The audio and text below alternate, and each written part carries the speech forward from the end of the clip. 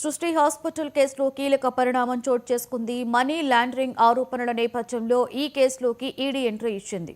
Case వివరాలు ఇవ్వాలని ED అధికారులు హైదరాబాద్ పోలీసులకు లేఖ రాశారు. మొత్తం 8 రాష్ట్రాలలో డాక్టర్ నమ్రత కార్యకలాపాలు సాగించినట్లుగా అధికారులు గుర్తించారు. చైల్డ్ ట్రాఫికింగ్ ద్వారా ఆమె కోట్లు సంపాదించినట్లుగా సమాచారం. ఈ కేసులో మొత్తం 30 మందిని అరెస్టు చేసిన తరువాత సంచలన విషయాలు వెలుగులోకి వస్తున్నాయి.